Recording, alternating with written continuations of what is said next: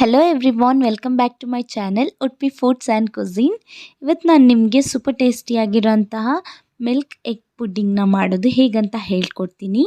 ಅದಕ್ಕೂ ಮೊದಲು ನೀವಿನ್ನೂ ನನ್ನ ಚಾನಲ್ನ ಸಬ್ಸ್ಕ್ರೈಬ್ ಮಾಡಿಲ್ಲ ಅಂತ ಅಂದರೆ ಪ್ಲೀಸ್ ನನ್ನ ಚಾನಲ್ನ ಸಬ್ಸ್ಕ್ರೈಬ್ ಮಾಡಿ, ಹಾಗೆ ಪಕ್ಕದಲ್ಲಿರೋ ಬೆಲ್ ಐಕನ್ನ ಕ್ಲಿಕ್ ಮಾಡಿ. ಇಲ್ಲಿ ನಾನು ಎಗ್ ಪುಡ್ಡಿಂಗ್ ಮಾಡೋದಕ್ಕೆ 4 ಮೊಟ್ಟೆಗಳನ್ನು ಒಂದು ಬೌಲಲ್ಲಿ ಹಾಕಿಟ್ಕೊಂಡಿದ್ದೀನಿ. ಅದೇ ರೀತಿ ಇಲ್ಲಿ 1 ಕಪ್ ಹಾಲು. ಇಲ್ಲಿವಾಗ ಹಾಲು ನೀವು ರೂಮ್ ಟೆಂಪ್ರೇಚರ್ ಇರೋ ಹಾಲನ್ನೇ ಯೂಸ್ ಮಾಡ್ಕೋಬೇಕು. ಯಾವುದೇ ಕಾರಣಕ್ಕೂ ಬಿಸಿಯಾಗಿರೋ ಹಾಲನ್ನು ಹಾಕೋಕ್ಕೆ ಹೋಗಬೇಡಿ. ಇಲ್ಲೇನಾದರೂ ನೀವು ಬಿಸಿ ಹಾಲು ಹಾಕ್ಕೊಂಡ್ರೆ ಮೊಟ್ಟೆ ಒಡೆದೋಗುತ್ತೆ. ಅದಕ್ಕೆ 1 ಕಪ್ ಶುಗರ್ ಇಲ್ಲಿ ನೀವು ಟೇಸ್ಟ್ ಅಕಾರ್ಡಿಂಗ್ ತಗೊಳ್ಳಿ. ನಿಮಗೆ ಸ್ವೀಟ್ ಜಾಸ್ತಿ ಇಷ್ಟ ಅಂತಂದರೆ ಜಾಸ್ತಿ ತಗೋಬೋದು.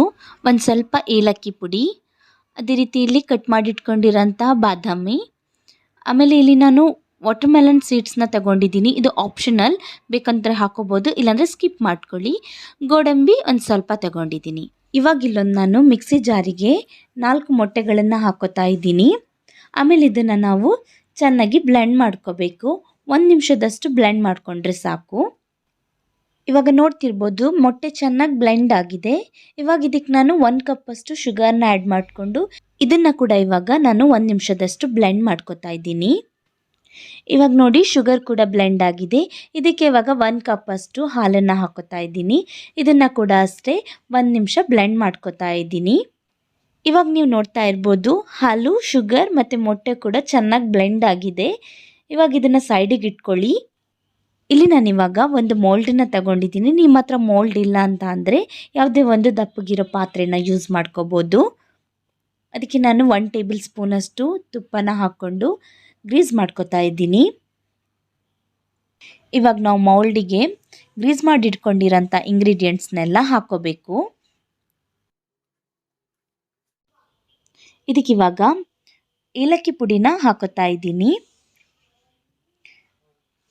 ಒಂದ್ಸಲ ಏಲಕ್ಕಿ ಪುಡಿ ಹಾಕೊಂಡಾದ್ಮೇಲೆ ಒಂದು ಸ್ವಲ್ಪ ಇದನ್ನು ಚೆನ್ನಾಗಿ ಮಿಕ್ಸ್ ಮಾಡ್ಕೊಳ್ಳಿ. ಇವಾಗ ಇಲ್ಲೊಂದು ಸ್ವಲ್ಪ ಗೋಡಂಬಿ, ಆಮೇಲೆ ವಾಟರ್ಮೆಲನ್ ಸೀಡ್, ಆಮೇಲೆ ಬಾದಾಮಿನ ಹಾಕೋತಾ ಇದ್ದೀನಿ. ಎಲ್ಲನೂ ಸ್ವಲ್ಪ ಸ್ವಲ್ಪ ಹಾಕೋತಾ ಇದ್ದೀನಿ. ಇನ್ನೊಂದು ಸ್ವಲ್ಪ ನಮಗೆ ಲಾಸ್ಟಲ್ಲಿ ಗಾರ್ನಿಷ್ ಮಾಡೋದಕ್ಕೆ ಇಟ್ಕೋತಾ ಇದ್ದೀನಿ. ಇಲ್ಲಿವಾಗ ಮೊಟ್ಟೆ ಪುಡ್ಡಿಂಗ್ ಮಾಡೋದಕ್ಕೆ ನಾನು ಇಡ್ಲಿ ಪಾತ್ರೆನ ತಗೋತಾ ಇದ್ದೀನಿ. ನೀವು ಬೇಕು ಅಂತ ಅಂದರೆ ಕುಕ್ಕರು ಅಥವಾ ಪಾತ್ರೆಯಲ್ಲೂ ಮಾಡ್ಕೋಬೋದು. ಅದಕ್ಕೆ ನಾನು 2 ಕಪ್ಪಷ್ಟು ನೀರನ್ನು ಹಾಕೋತಾ ಇದ್ದೀನಿ. ಇವಾಗ ಸ್ಟವ್ನ ಆನ್ ಮಾಡಿಕೊಂಡು ಮೌಲ್ಡನ್ನು ಇಡಿ. ಅದ್ರ ಮೇಲೆ ಒಂದು ಮುಚ್ಚಳ ಅಥವಾ ಏನಾದರೂ ಒಂದು ಪ್ಲೇಟನ್ನು ಇಡಿ. ಇವಾಗ ಸ್ಟೀಮರ್ ಮೇಲೆ ಮುಚ್ಚಳನ ಮುಚ್ಚಿ ಹೈ ಫ್ಲೇಮಲ್ಲಿ 3 ನಿಮಿಷ ಇದನ್ನು ಬೇಯಿಸಬೇಕು.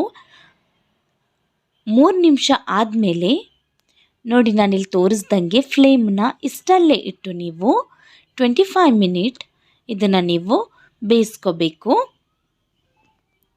ಫ್ಲೇಮ್ ಜಾಸ್ತಿನೂ ಆಗಬಾರ್ದು, ಲೋನೂ ಆಗಬಾರ್ದು, ಸ್ವಲ್ಪ ಮೀಡಿಯಮ್ ಫ್ಲೇಮಲ್ಲಿದ್ದರೆ ಚೆನ್ನಾಗಿ ಬರುತ್ತೆ.